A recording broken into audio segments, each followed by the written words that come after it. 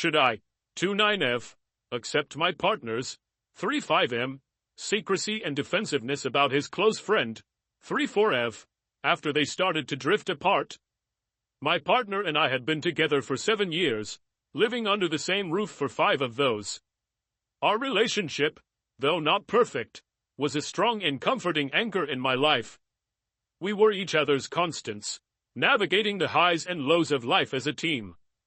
By mid-2024, however, something intangible began to shift.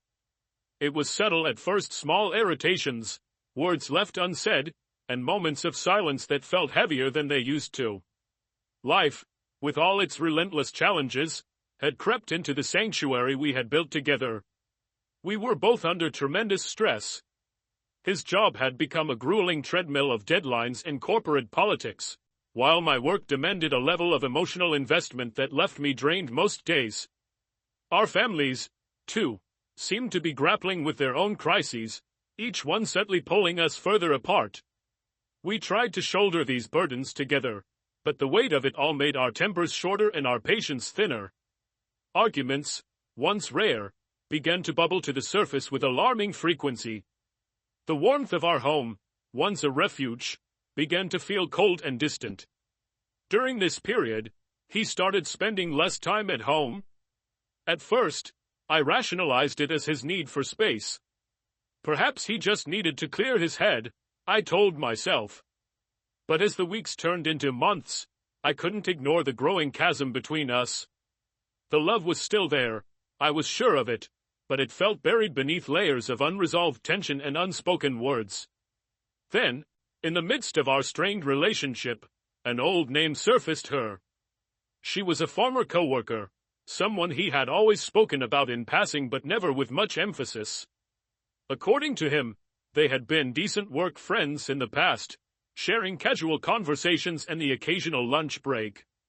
When he first mentioned that they had reconnected, I thought little of it. After all, reconnecting with old friends is a natural part of life. But this wasn't just a casual catch-up. Their friendship seemed to escalate with a speed that left me uneasy. What started as the occasional text or phone call quickly transformed into a daily ritual. They talked about work, life, and everything in between. She became his confidant in a way I hadn't anticipated. While I was wrestling with the weight of our shared struggles, he found solace in her words and presence. It wasn't long before their relationship moved beyond the virtual world. She began inviting him out for lunch, which seemed innocuous at first.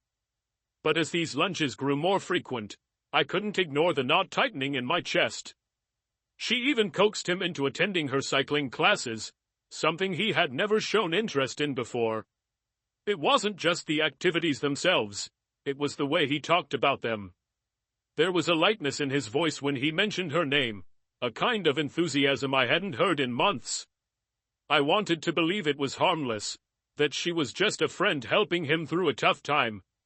After all, she was married, a fact he reassured me of often, as though it were a shield against any doubts I might have. He insisted that her marriage was happy, that she adored her husband. But no matter how many times he said it, my unease lingered. It wasn't just about her. It was about the subtle changes in him. He seemed lighter around her, more engaged, while our interactions felt increasingly fraught with tension and distance. I didn't know how to articulate my feelings without sounding accusatory or insecure. How do you compete with someone who offers your partner a version of themselves that feels unburdened and carefree? I didn't want to be the kind of person who couldn't handle their partner having friends of the opposite sex. I have male friends, and he has female friends. But this was different. Their bond felt too intimate, too consuming. It was as though she had carved out a piece of him that I could no longer reach. In my heart, I wanted to be understanding. I wanted to support him through his struggles and trust that this friendship was just that, a friendship. But the more I tried to rationalize, the more I felt like an outsider in my own relationship. The woman I had met a few times at group gatherings, who barely acknowledged my presence, now loomed like a shadow over everything we had built. and I couldn't shake the feeling that she liked it that way. It wasn't long before I had the chance to meet her in person. She joined us for a group dinner, one of those casual gatherings with mutual friends and co-workers. I was curious, perhaps even hopeful, that meeting her might alleviate some of my unease. After all, it's easy to misinterpret things from a distance.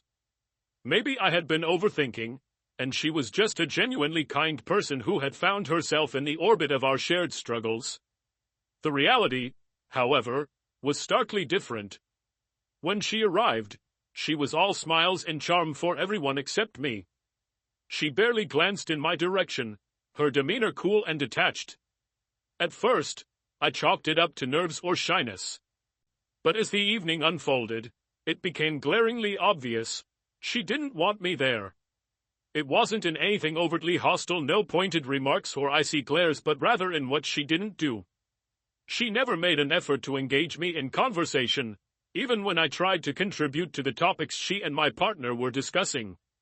Her attention was entirely fixated on him, her laughter a little too enthusiastic, her words flowing a little too easily. Their conversations were like a private bubble that no one else could penetrate, certainly not me. They talked shop, reminiscing about old work projects and colleagues, tossing around industry jargon that left me feeling like an outsider. It was the kind of dynamic that might seem harmless to an onlooker, but sitting there, I felt invisible. Worse, I felt redundant. My partner, the person who used to light up when I entered the room, seemed to glow under her gaze. I tried to like her, I really did. I've always believed that men and women can be friends without it threatening their romantic relationships.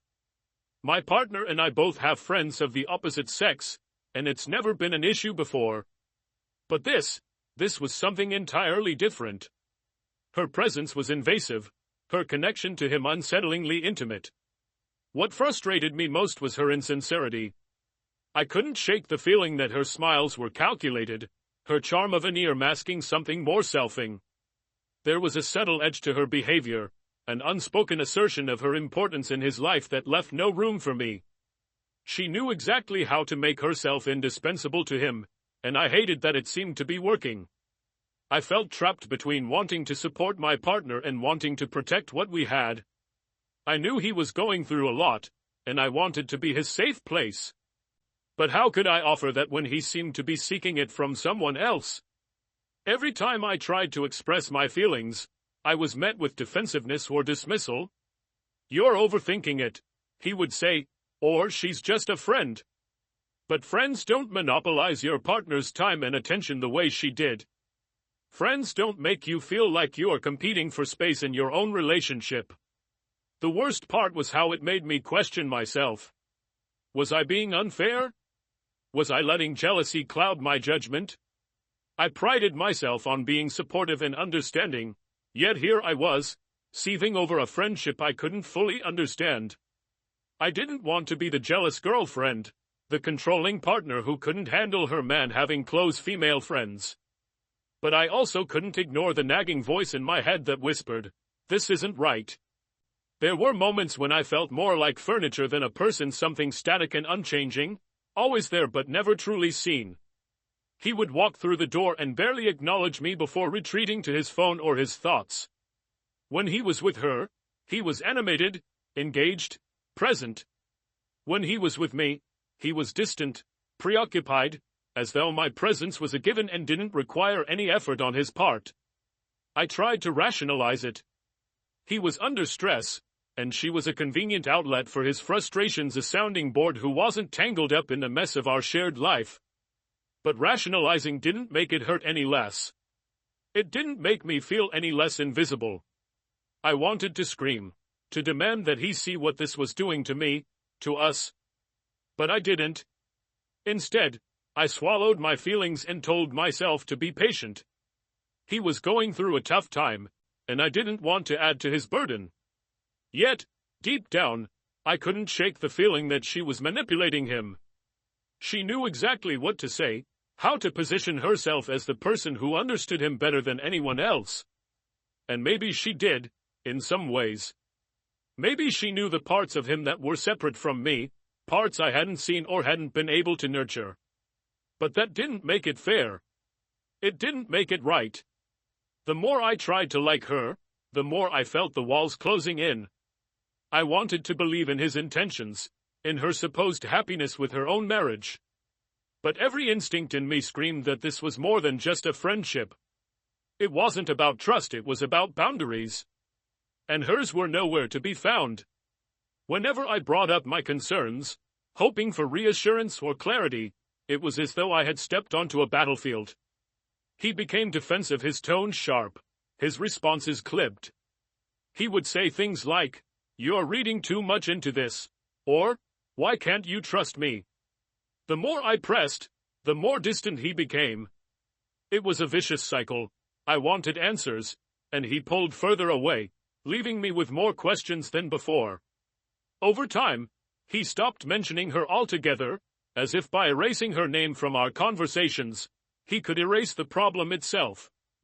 But silence doesn't make something disappear, it only makes it loom larger. I knew he was still talking to her, still spending time with her, though he avoided giving me any details. I could sense it in the subtle ways he evaded my questions, in the quick way he put his phone down when I walked into the room, in the lingering scent of unfamiliar perfume on his jacket after a lunch I wasn't invited to. It wasn't just the secrecy that hurt, it was the dismissal of my feelings. I didn't want to fight, I wanted understanding. I wanted him to hear me, to acknowledge that my concerns came from a place of love, not control. But every time I tried to express myself, it felt like I was hitting a wall. My words were twisted, my intentions questioned. "You're jealous," he said one night after I timidly suggested he put some distance between them, at least for a little while. "You're being controlling." Jealous. Controlling. The words hung in the air, sharp and cutting. They echoed in my mind long after the conversation ended, embedding themselves like splinters in my thoughts. Was he right? Was I letting jealousy dictate my actions? Was I, despite my best intentions, becoming the kind of partner I had always prided myself on not being? The self-doubt was suffocating. I didn't want to be the bad guy in this story. I wanted to be the supportive partner, the one who stood by him through thick and thin. But how could I support him when he didn't seem to see the impact this was having on me? How could I feel secure in our relationship when her presence loomed over us like a storm cloud, unacknowledged yet impossible to ignore? Eventually, I reached my breaking point. The weight of my unspoken fears, the constant knot in my stomach, it all became too much. One night, after another strained silence, I blurted it out. "I need you to either cut off this friendship or at least pause it for a while." The words felt heavy, final. I had rehearsed them in my head countless times, but saying them aloud was like stepping off a cliff. His reaction was immediate, and it wasn't what I had hoped for. "This is exactly what I mean," he said, his voice rising. "You don't trust me. You want to control who I can and can't talk to." The argument that followed was one of the worst we'd ever had. He accused me of projecting my insecurities onto him, of trying to police his friendships.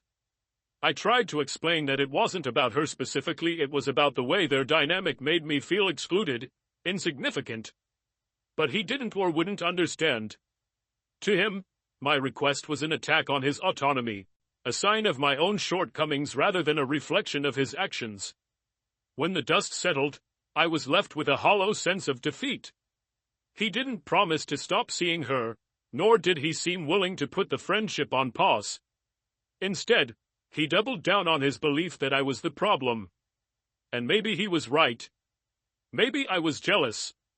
But jealousy, I realized, wasn't a villain in itself, it was a symptom. A symptom of feeling undervalued, unseen, unprioritized. A symptom of a relationship that was beginning to feel unbalanced, with him leaning more and more on someone outside of us. In the weeks that followed, I tried to let it go. I told myself to focus on the positives, the years we had spent building a life together, the love that still lingered beneath the surface. But no matter how hard I tried, the questions remained. What was so special about her that he couldn't take a step back for the sake of our relationship? What did she give him that I couldn't? And so, we reached an uneasy stalemate. He continued to talk to her, though he stopped mentioning her name around me. I continued to wrestle with my feelings, unsure of how to move forward. I didn't want to lose him, but I also didn't want to lose myself in the process. The line between love and self-preservation had never felt so blurry. This month brought a noticeable shift. He started spending more time at home, his presence a quiet balm to the months of distance that had weighed so heavily on us. The conversations, once tense and guarded, began to flow with an ease I hadn't felt in what seemed like forever. He started to show up not just physically, but emotionally. He laughed more, listened more, and for the first time in months, I felt like I had my partner back. It was tempting to sink into this new normal, to embrace the fragile peace that had settled between us. But questions lingered in the shadows, stubborn and persistent. They haunted me in the quiet moments, in the gaps between his words, in the way he carefully avoided certain topics. Chief among them was her. He hadn't mentioned her name in weeks, and for a while, I tried not to either. But the silence felt conspicuous, like a wound hastily covered but still raw underneath. Finally, one evening, I broached the subject. What happened with her? I asked as casually as I could, though my heart raced in anticipation of his response. He hesitated, his eyes flickering with something unreadable. We just drifted apart, he said finally, his tone measured. We still talk, but only briefly. She got a little too comfortable, and I realized it wasn't fair to you. So I put some distance there. His words should have been comforting, but they raised more questions than they answered. What does too comfortable mean? I wanted to ask. But when I opened my mouth to press him further, he held up a hand, as if sensing my next move. Look, he said, I know you want details, but honestly, I don't think it's a good idea. If I tell you more, you're just going to overthink it and stress yourself out, and me too. I think we should focus on the positive stuff, you know? We're doing better. That's what matters. Part of me wanted to scream. I wasn't trying to ruin our progress, I just wanted clarity, closure, something to help me put this chapter behind me. But I also knew he had a point. I had spent countless hours spiraling, replaying scenarios in my head, imagining all the ways things could have gone wrong. Did I really want to know the truth, or was I searching for something that would justify my lingering doubts? Still, his words left me unsettled. If she had overstepped boundaries, why would he want to rekindle their friendship someday? Why did he seem so intent on protecting her, even now? And why did he keep slipping up, accidentally revealing that they had spent more time together than I'd originally thought, only to backtrack when I called him out on it? These thoughts gnawed at me, no matter how hard I tried to push them away. I appreciated the effort he was putting into our relationship, it wasn't lost on me. But without the answers I craved, it felt like I was building a house on shaky ground, always bracing for the next crack to appear. One evening, after hours of restless contemplation, I decided to ask for advice. I confided in a close friend, someone I trusted to be objective. She listened patiently as I poured out my fears, my frustrations, my endless loop of what-ifs. When I finally finished, she gave me a look that was both empathetic and firm. Look, she said, I get why you want answers. But you need to ask yourself, will knowing really help, or will it just feed your anxiety? You can't change the past, and if he's genuinely trying to rebuild your relationship, maybe it's worth focusing on that instead of reopening old wounds. Her words stayed with me, and over the next few days, I wrestled with what to do. On one hand, I felt entitled to the truth. On the other, I couldn't ignore the risk that digging deeper might unravel the fragile progress we'd made. And so I stood at a crossroads, torn between the need for closure and the desire to move forward. In the end, I decided to let it go, at least for now. I realized that no amount of questioning could guarantee the peace of mind I sought. Even if he told me everything, there would always be another angle to analyze, another detail to dissect. Trust, I realized, wasn't something that could be handed to me in a neatly wrapped explanation. It was something I would have to rebuild, piece by piece, starting with myself. But letting go didn't mean forgetting. It meant choosing to believe in the effort he was making, while keeping my eyes open to his actions. It meant setting boundaries not just with him, but with myself. If the friendship with her ever reignited, I would address it then. For now, I chose to focus on the present, on the small but meaningful steps we were taking to heal. There are no guarantees in love, no perfect resolutions. But in that moment, I decided to give us another chance. Not because it was easy, but because I believed in the possibility of something better if we were both willing to fight for it. Only time would tell if that belief was enough.